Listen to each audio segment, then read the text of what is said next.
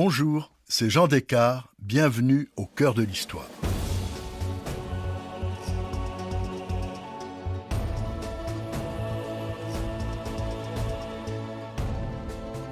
À cause des grèves des transports, on a beaucoup parlé des retards des trains ou de leur annulation. Aujourd'hui, je vous raconte comment et pourquoi le train le plus romantique du monde, l'Orient Express, à destination d'Istanbul en février 1929, a été immobilisé plusieurs jours et a inspiré un classique de la littérature policière. Il avait, pour ainsi dire, disparu.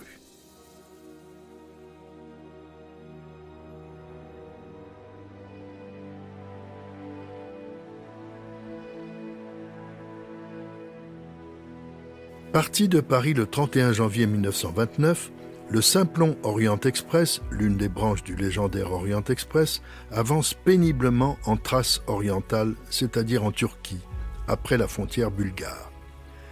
Une tempête de neige et des congères freinent sa progression sur la voie unique. À 130 km de son terminus, la luxueuse rame est bloquée. Impossible d'avancer et bientôt de faire machine arrière car la neige tombe en abondance et se transforme en glace. La température descend à moins 25 degrés. Toute la partie européenne de la Turquie est figée par le froid. Le train lui-même est presque dissous dans cet univers blanc. Seuls les filets de vapeur et les lanternes révèlent la locomotive immobilisée. Les secours, il n'y en a pas. Le personnel des deux voitures-lits, des fourgons et de la voiture-restaurant se démène héroïque pour assurer la survie des voyageurs. L'un d'eux, un Britannique qui ne voyage jamais sans sa paire de fusils Holland et Holland, abat d'une balle un loup rôdeur aux alentours du train. Le loup avait faim, les voyageurs aussi. Comme dans Le Petit Chaperon Rouge, c'est le loup qui perd et fait son apparition imprévue, comme seule viande à la cuisine, mais hélas, presque froid. L'eau est gelée, le charbon manque, la pression tombe, le chauffage n'est plus qu'un souvenir. Le Simplon Orient Express, le train le plus luxueux du monde, celui des voyages de noces romantiques vers les lacs italiens et Venise, semble s'enfoncer dans les entrailles d'une planète de glace. Rapidement, des plaques de neige et de givre recouvrent le train comme un sarcophage nacré. Il est momifié par des murs de neige de 5 mètres de haut. Sur le Bosphore, où le train, réputé pour sa ponctualité, était attendu, une stupéfiante rumeur agite le bazar de l'ancienne Constantinople, devenue Istanbul et qui a perdu son statut de capitale au profit d'Ankara en 1924. L'Orient Express a disparu. Ce n'est pas croyable. Comment un tel train peut-il être effacé du paysage, des gares et de son itinéraire bien connu ? Les lignes téléphoniques et télégraphiques sont hors d'usage. Même la gare de Tcherkahuskoï, près de laquelle l'express est arrêté, est isolée du monde. À la compagnie des wagons-lits et des chemins de fer turcs, aucun employé, aucun chef de gare ne sait où est le fameux train. De son côté, le personnel de l'express fantôme, en prenant de grands risques, monte sur les toits des voitures, essayant de faire fondre de la glace avec des briquets pour donner à boire aux passagers une eau à peine tiède. La cuisine n'a plus de réserve, ni vin, ni alcool. Des paysans du village, venus en curieux, proposent des soupes et des œufs à prix d'or, car évidemment les voyageurs d'un tel train dont on a tant parlé sont forcément riches. Un poulet est acheté à la valeur d'un bijou. Un Maharaja offre des morceaux de pain rassis à ses compagnons, ils lui ont presque coûté le prix d'un collier de perles. Et les femmes qui l'accompagnent sont frigorifiées. De laborieuses tractations permettent d'alimenter les plus fortunés, mais le chef de cuisine veille à partager les achats dans ce marché imprévu. Il faut nourrir tout le monde, en première et en deuxième classe. Le chef de train y veille. Hélas, bientôt l'angoisse paralyse ses compagnons de cette incroyable mésaventure. Quand la nuit tombe, de grands oiseaux tournent au-dessus du train en poussant des cris sinistres. Et si des loups attaquaient le train, ou des brigands ? Tout le monde s'enferme dans ses cabines et des messieurs, avec le personnel, organisent une veille armés de leurs fusils de chasse. La lueur des bougies faiblit et les batteries de secours sont déchargées. On ne voit plus rien.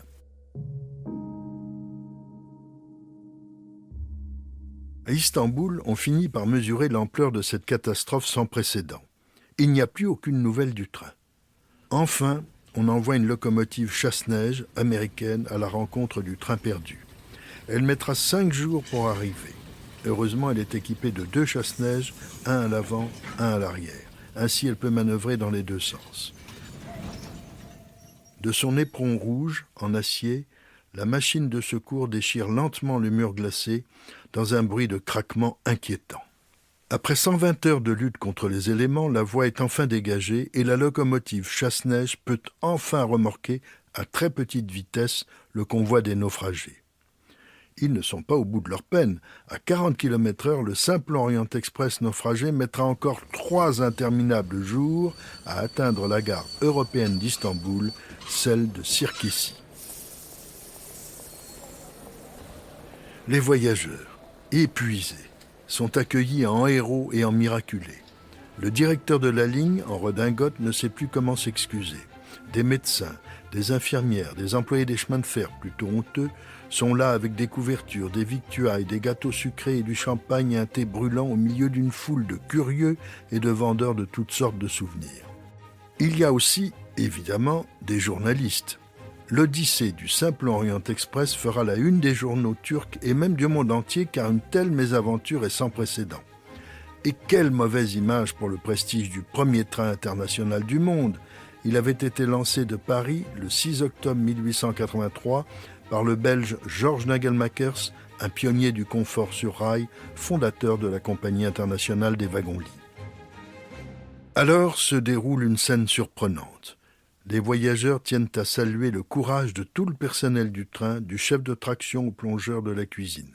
Viennois, napolitains, britanniques et même le Maharaja et un diplomate français qui était à bord, tous et toutes signent avec leur nom, qualité et adresse une lettre collective de félicitations. Ils en oublient qu'ils ont failli mourir de froid et de faim. Sur cette déclaration solennelle et reconnaissante, datée du 12 février 1929, on peut lire « Nous, voyageurs du Simplon Orient Express, témoignons que les employés du train, au risque de leur santé, sont montés sur les toits des wagons en pleine tempête afin de nous approvisionner, autant que possible, en eau. Et bien que manquant de charbon pour maintenir une température à peu près supportable, tous, sans exception, ont fait leur devoir jusqu'au bout. » L'aventure fait le tour du monde, avec des détails parfois surprenants ou invérifiables. Contentons-nous de ce qui est avéré. Il est exact que le Simplon Orient Express bat involontairement 3 records. Celui du retard, 5 jours. Celui de la durée totale du voyage, 12 jours contre 3, durée du trajet normal. Et cela sans une seule plainte ou réclamation, ce qui constitue un autre genre d'exploit. Les spécialistes font la comparaison avec le transsibérien russe, qui ne met que 12 jours pour parcourir, par tous les temps, plus de 10 000 km de l'Europe à l'Asie. Et lui affronte, sans retard, les redoutables hivers de l'Oural et de la Sibérie. La presse britannique relaie les journaux turcs. Ainsi, dans le Times de Londres du 11 février, sous le titre « L'incurie de la Compagnie des chemins de fer orientaux », on lit cette opinion d'un quotidien d'Istanbul. Ainsi que nous l'avons annoncé hier, la longue détention dans les neiges des passagers de l'Orient Express a pris fin. Ce n'était pas trop tôt. Et à ce propos, quelques réflexions s'imposent. Si l'on songe que pour venir en Turquie, le convoi a traversé les derniers contreforts des Alpes, à la frontière entre l'Italie et la Yougoslavie, les Balkans où les neiges atteignent par endroits une hauteur moyenne de 10 mètres, la plaine bulgare enfin, et que partout, il a pu passer sans incident pour venir en Thrace orientale, où la neige ne dépasse pas 5 mètres, on ne peut s'empêcher de constater que l'organisation des chemins de fer orientaux est inférieure chez nous à ce qu'elle est dans les petits États voisins.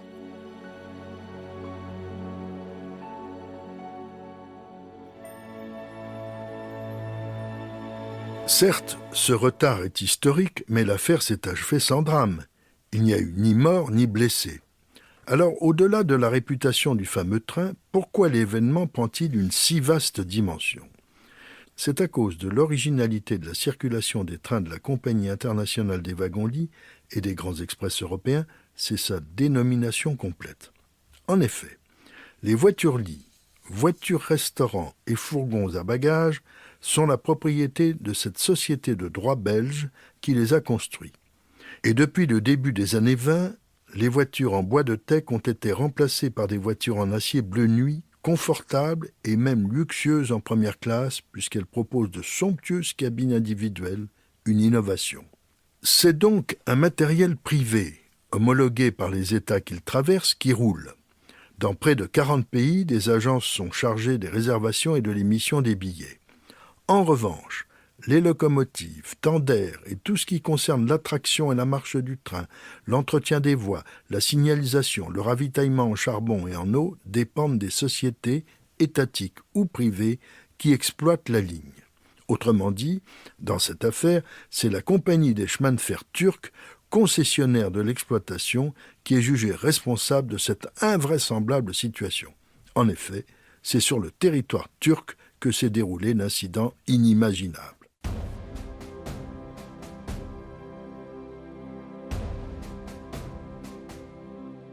Dans l'ancien empire ottoman devenu la République laïque de Mustafa Kemal Atatürk, il est évident que l'orgueil national est manifestement blessé. Ces reportages précis et éditoriaux sévères font le tour du monde. Ils tombent sous les yeux d'une jeune romancière anglaise, née Agatha Mary Clarissa Miller, elle est divorcée du major Archibald Christie, un aviateur. Vous l'avez compris, il s'agit d'Agatha Christie, qui s'est déjà fait connaître par un roman policier original, Le meurtre de Roger Ackroyd, où l'assassin n'est autre que... Mais chut, je ne gâcherai pas le plaisir de ceux qui ne l'ont pas encore lu. Pour Agatha Christie, le train coupé du monde pendant plusieurs jours va devenir le cadre exceptionnel d'un assassinat qui sera lui aussi très original. Née en 1890 dans la très chic station balnéaire de Torquay, celle qui était née Agatha Miller se destinait à être cantatrice. Mais elle n'avait aucun don. Ses parents recevaient des auteurs célèbres, tels Rudyard Kipling et Henry James.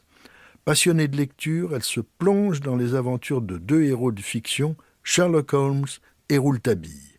Et c'est ainsi qu'elle a l'idée de créer son propre personnage, Hercule Poirot, en 10 ans. Je me décidais pour un détective un peu maniaque, méticuleux, très ordonné, un petit homme tiré à 4 épingles et très intelligent. Et puis le nom d'Hercule Poirot sonnait bien.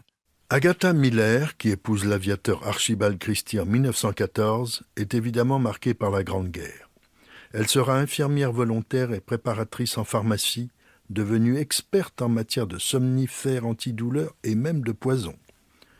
Admirant le courage des Français, des Britanniques et des Belges pendant les 4 années du conflit, elle décide que son héros sera un sujet de l'exemplaire et courageux roi Albert Ier, donc un Belge. Mais avec son patronyme français, parfois jugé ridicule, et son accent, on le prendra souvent pour un Français. Il protestera chaque fois, rappelant sa véritable nationalité. Il aime l'ordre, car tout désordre est révélateur d'indices. Il ne faut pas le déranger pendant qu'il déjeune ou dîne. Il ne faut pas davantage qu'un serveur de restaurant ou d'hôtel renverse de la sauce sur son costume ou son smoking, car Hercule Poirot est impeccable. Une tâche, c'est pire qu'un crime. S'il semble soudain perdu dans ses réflexions, c'est qu'il fait marcher ce qu'il appelle ces petites cellules grises qui vont lui donner la clé de l'énigme. Et il saura mettre en scène, avec un vrai sens du spectacle, sa découverte en réunissant tous les suspects avant de dénoncer le ou les coupables. En lisant les journaux, qui relatent l'incroyable retard du Simplon Orient Express, Agatha Christie choisira le cadre du fameux train coupé du monde pendant plusieurs jours pour raconter un assassinat particulièrement original et spectaculaire. Ce livre, dont l'énigme et la solution sont surprenants et inventifs, a été adapté plusieurs fois au cinéma et à la télévision. Mais si vous n'avez pas lu Le crime de l'Orient Express, le roman, ou vu l'une de ses adaptations sur grand ou petit écran, je ne vous gâcherai pas votre plaisir. Bon voyage quand même et bonne lecture. Si cette plongée au cœur de l'histoire du rail vous a plu, n'hésitez pas à en parler autour de vous et à me laisser vos commentaires sur le groupe Facebook de l'émission. Je vous dis à bientôt pour un nouvel épisode de Au cœur de l'histoire. Au cœur de l'histoire est une production Europe 1 Studio. Ce podcast est écrit et présenté par Jean Descartes. Il a été réalisé par Guillaume Vassaux. Pour ne rater aucun épisode, abonnez-vous sur Apple Podcasts ou vos plateformes habituelles d'écoute.